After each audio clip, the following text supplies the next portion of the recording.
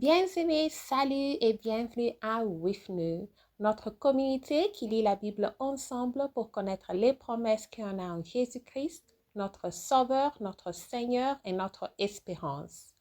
Nous continuons avec Matthieu chapitre 12. Les épis de plaie et le sabbat. En ce temps-là, Jésus traversa de champs de plaie un jour de sabbat.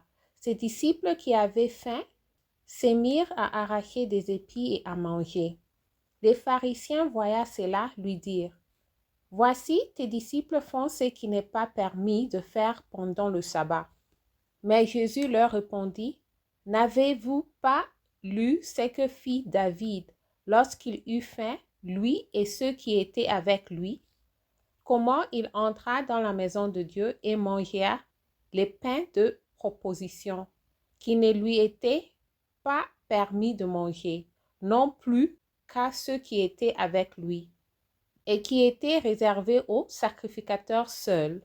Ou n'avez-vous pas lu dans la loi que les jours de sabbat, les sacrificateurs violent le sabbat dans le temple, sans se rendre coupables? Or, je vous le dis, il y a ici quelque chose de plus grand que le temple. Si vous saviez ce que signifie « je prends plaisir à la miséricorde » et non au sacrifice, vous n'auriez pas condamné des innocents. Car le Fils de l'homme est maître du sabbat. L'homme qui a la main sèche.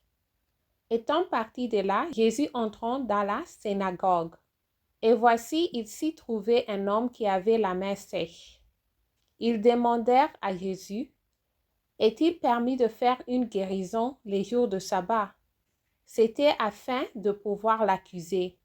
Il leur répondit, « Lequel d'entre vous, s'il n'a qu'une brebis et qu'elle tombe dans une fosse le jour du sabbat, ne la saisira pour l'en retirer? Combien un homme ne faut-il pas plus qu'une brebis? Il est donc permis de faire du bien les jours de sabbat. » Alors il a dit à l'homme, « Étends ta main. » Il l'étendit et elle devint saine, comme l'autre. Les pharisiens sortirent et ils se consultèrent sur les moyens de le faire périr. Mais Jésus l'ayant su, s'éloigna de ce lieu. Une grande foule le suivit. Il guérit tous les malades et il leur recommanda sévèrement de ne pas le faire connaître, afin que s'accomplisse ce qui avait été annoncé par Ésaïe le prophète. « Voici mon serviteur que j'ai choisi, mon bien-aimé, en qui mon âme a pris plaisir. Je mettrai mon esprit sur lui, et il annoncera la justice aux nations. Il ne contestera point, il ne criera point, et personne n'entendra sa voix dans les rues. Il ne brisera point le roseau cassé, et il n'éteindra point le lumignon qui fume, jusqu'à ce qu'il ait fait triompher la justice. Et les nations espérant en son nom. » Les démoniaques, aveugles et muettes. Attaque des pharisiens et réponse de Jésus. Le péché contre le Saint-Esprit. Alors on lui amena un démoniaque aveugle et muette, et il le guérit, de sorte que le muet parlait et voyait. Toute la foule étonnée disait, « N'est-ce point là le fils de David? » Le pharisien ayant entendu cela dire, « Cet homme ne chasse les démons que par Bézéboul, prince des démons. » Comme Jésus connaissait leurs pensées, il leur dit, « Tout royaume divisé contre lui-même est dévasté, et toute ville ou maison divisée contre elle-même ne peut subsister. Si Satan chasse Satan, il est divisé contre lui-même. Comment donc son royaume subsistera-t-il? Et si moi je chasse les démons par Bézéboul, vos fils, par qui les chassent-ils? C'est pourquoi ils seront eux-mêmes vos juges. Mais si c'est par l'Esprit de Dieu que je chasse les démons, le royaume de Dieu est donc venu vers vous. » Ou, comment quelqu'un peut-il entrer dans la maison d'un homme fort et piller ses biens, sans avoir auparavant lié cet homme fort? Alors seulement il pillera sa maison. Celui qui n'est pas avec moi est contre moi, et celui qui n'assemble pas avec moi disperse. C'est pourquoi je vous dis, Tout péché et tout blasphème sera pardonné aux hommes, mais le blasphème contre l'Esprit ne sera point pardonné. Quiconque parlera contre le Fils de l'homme, il lui sera pardonné.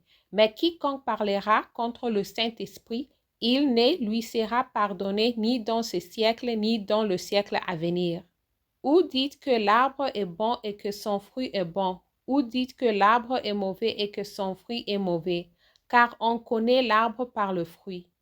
Race de vipères, comment, je tourne la page, pourriez-vous dire de bonnes choses, méchants comme vous l'êtes?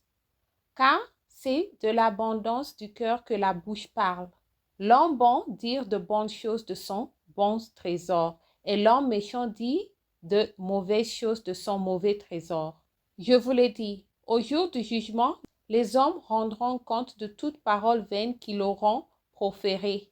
Car par tes paroles tu seras justifié, et par tes paroles tu seras condamné. Un miracle refusé. Alors quelques-uns des scribes et des pharisiens prirent la parole et dirent, « Maître, nous voudrions te voir faire un miracle. » Il leur répondit, « Une génération méchante et adultère demande un miracle. Il ne lui sera donné d'autre miracle que celui du prophète Jonas. Car, de même que Jonas fut 3 jours et 3 nuits dans le ventre d'un grand poisson, de même le Fils de l'homme sera 3 jours et 3 nuits dans le sein de la terre. » Les hommes de Ninive se lèveront au jour du jugement et la condamneront parce qu'ils se repentirent à la prédication de Jonas. Et voici, il y a ici plus que Jonas. La reine du Midi s'élèvera au jour du jugement avec cette génération et la condamnera parce qu'elle vint des extrémités de la terre pour entendre la sagesse de Salomon. Et voici, il y a ici plus que Salomon. Lorsque l'esprit impur est sorti d'un homme, il va par des lieux arides, cherchant du repos, et il n'en trouve point.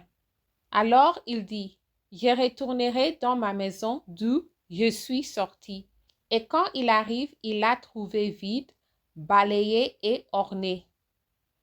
Il s'en va et il prend avec lui 7 autres esprits plus méchants que lui. Il entre dans la maison, s'y établissent et la dernière condition de cet homme est pire que la première.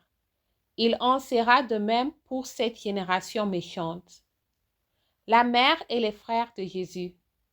Comme Jésus s'adressait encore à la foule, voici sa mère et ses frères qui étaient dehors, cherchèrent à lui parler.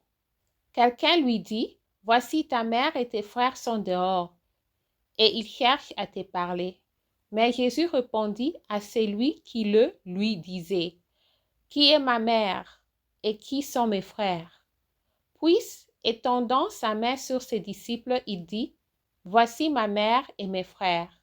Car quiconque fait la volonté de mon Père qui est dans les cieux, celui-là est mon frère et ma sœur et ma mère. » Merci d'avoir lu ensemble. J'améliore mon français en lisant la Bible. Restez en Jésus-Christ et shalom.